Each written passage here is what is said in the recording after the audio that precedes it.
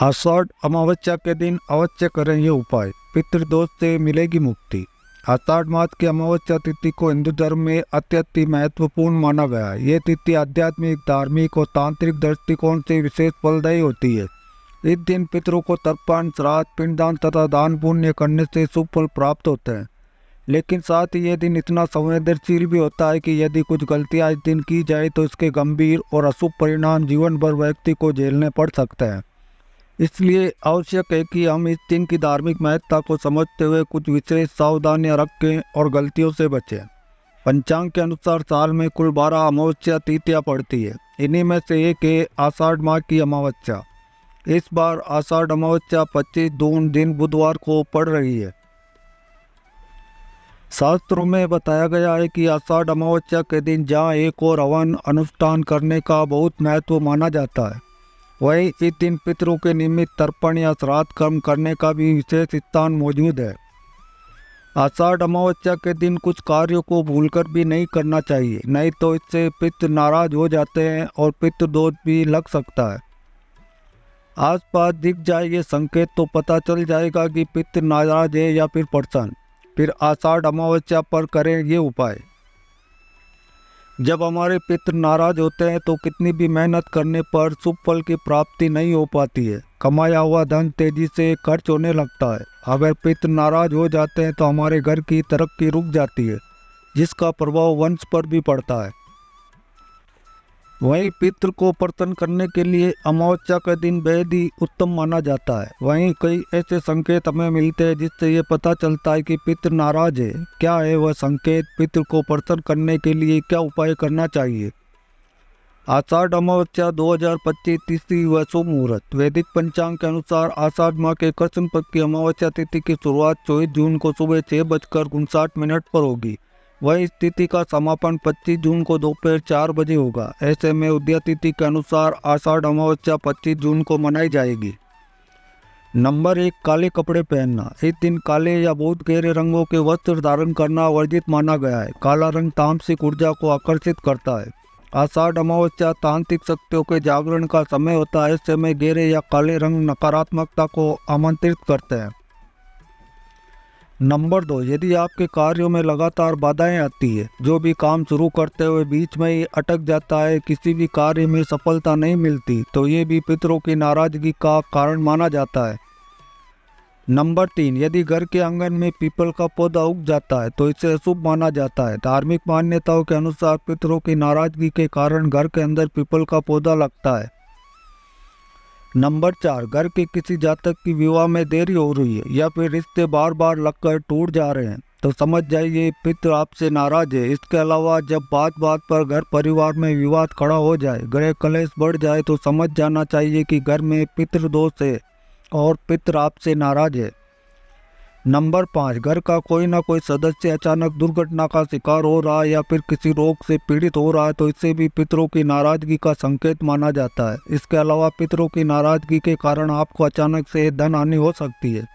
व्यापार में लगातार घाटा लगना भी इसका संकेत है। आर्थिक संकट लगना भी पितरों का संकेत माना जाता है। नंबर 6, दाम्पत्य जीवन सुख में नहीं चल रहा है तो हमेशा छोटी छोटी बातों को लेकर विवाद हो जाता है। फिर आपके वंश में वृद्धि नहीं हो रही है तो समझ जाइए पितृ आपसे नाराज है। पितृ को प्रसन्न करने के लिए आषाढ़ अमावस्या के दिन किसी नदी तालाब के किनारे पितृ के नाम से तर्पण या पिंडदान करना चाहिए। इसके साथ ही उस दिन पितृ के नाम से श्राद्ध, ब्राह्मण भोज अवश्य कराएं और श्वेत वस्त्र का दान करना चाहिए। वहीं अमावस्या के दिन दोपहर के बाद काले तिल से हवन करना चाहिए। इससे पितृ प्रसन्न होते हैं और पितृ दोष की समाप्ति होती है। नंबर 7, आषाढ़ अमावस्या के दिन भाग्योदय के लिए आटे में चीनी मिलाकर काली चींटियों को खिलाएं। इस उपाय को करने से आपका सोया हुआ भाग्य भी आपका साथ देने लगेगा। इसके साथ ही जीवन में आने वाली बाधाएं समाप्त होगी। ऐसे में नियमित रूप से इसे करें।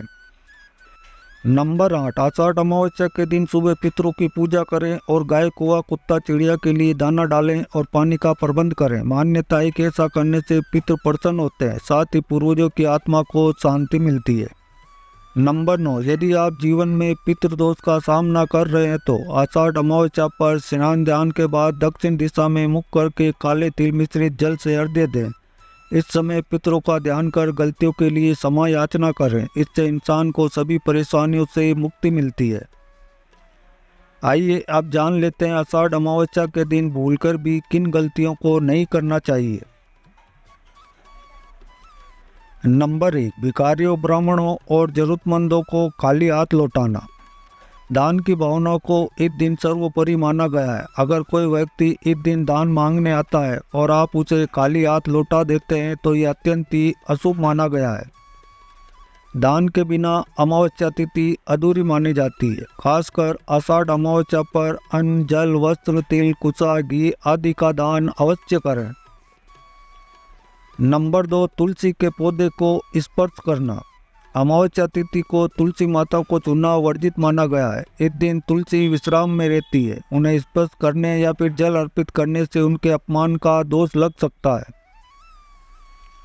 नंबर 3, नाखून और बाल काटना। आषाढ़ अमावस्या और शास्त्रों के अनुसार शरीर से जुड़ी चीजों को काटना वर्जित है। ये तिथि पितरों को समर्पित होती है। इस दिन शरीर सौंदर्य के लिए कार्य करने से पितरों की आत्मा को दुख होता है। नंबर 4, सूर्यास्त के बाद न करें तर्पण।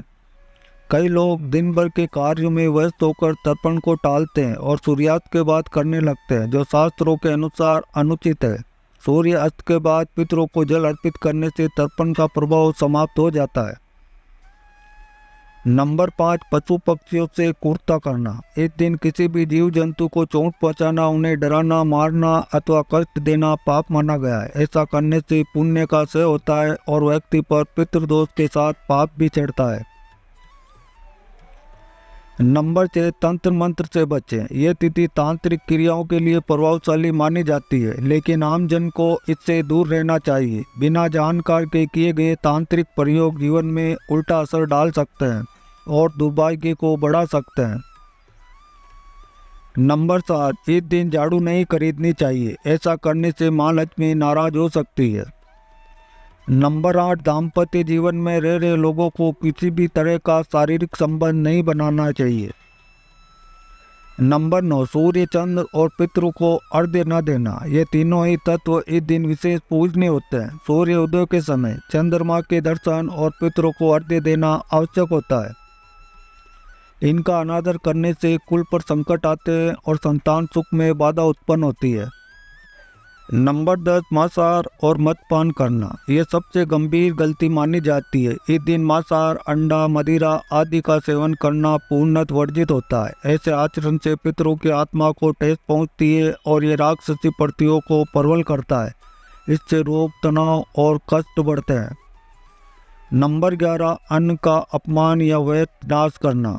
इस दिन अन्न को देवतुल्य माना जाता है। अन्न का अपमान, फेंकना या नष्ट करना महापाप है। ऐसे कर्म से अन्न देवता रुष्ट होते हैं और भविष्य में अन्न संकट का सामना करना पड़ सकता है। नंबर 12, पवित्र ग्रंथों का अपमान करना। रामायण, गीता, भागवत आदि धार्मिक ग्रंथों को इस दिन यथोचित स्थान न देना। उन्हें गलत तरीके से चुना या उन पर सामान रखना अशुभ माना जाता है। धर्म ग्रंथों का अपमान व्यक्ति के जीवन में धर्म और सद्गुणों को दूर करता है। नंबर 13, शिवलिंग पर तुलसी चढ़ाना। इस दिन कुछ लोग तुलसी दल भगवान शिव को अर्पित कर देते हैं, जो शास्त्र अनुसार वर्जित है। भगवान शिव को तुलसी अर्पित करना वर्जित है, क्योंकि ये श्री विष्णु को समर्पित होती है। नंबर 14, ब्रह्म मुहूर्त में देर तक सोना।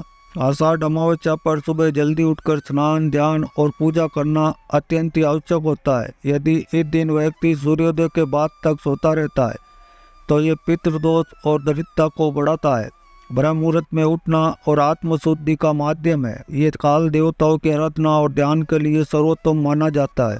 जो व्यक्ति इस पवित्र समय को खो देता है उसे दिव्य ऊर्जा से वंचित रहना पड़ता है। नंबर 15, पितरों का तर्पण या श्राद्ध न करना। इस दिन पितरों की आत्मा की शांति के लिए तर्पण, श्राद्ध और पिंडदान आवश्यक होता है। इसे न करना पितृदोष को निमंत्रण देने जैसा होता है। पितृदोष के कारण घर में अशांति, रोग, आर्थिक तंगी और संतान संबंधी समस्याएं उत्पन्न हो सकती है। आषाढ़ अमावस्या पर तर्पण करने से पितरों की आत्मा तृप्त होती है और उनका आशीर्वाद मिलता है। नंबर 16, घर की साफ सफाई न करना। आषाढ़ अमावस्या पर घर से साफ सफाई रखना जरूरी होता है। विशेषकर पूजा स्थल और रसोई को शुद्ध रखना आवश्यक होता है। गंदे और अव्यवस्थित घर से नकारात्मक ऊर्जा का वास होता है। इससे लक्ष्मी का वास नहीं होता और दरिद्रता बढ़ती है। नंबर 17, वाद विवाद और क्रोध करना। इस दिन आपसी विवाद, घर में कलह, क्रोध और तकरार से बचना चाहिए। ऐसा करने से पित्त अशांति फैलाते हैं और घर में नकारात्मक ऊर्जा हावी होती है। नंबर 18, धूप दीप बिना पूजन करना। इस दिन पूजा में धूप, दीपक, कपूर, गंगाजल, रोली, चंदन आदि पूजन सामग्री का उपयोग आवश्यक होता है। ऐसा न करने से पूजा अधूरी मानी जाती है और उसका पुण्य फल प्राप्त नहीं होता। कुल पर संकट आते हैं और संतान सुख में बाधा उत्पन्न होती है।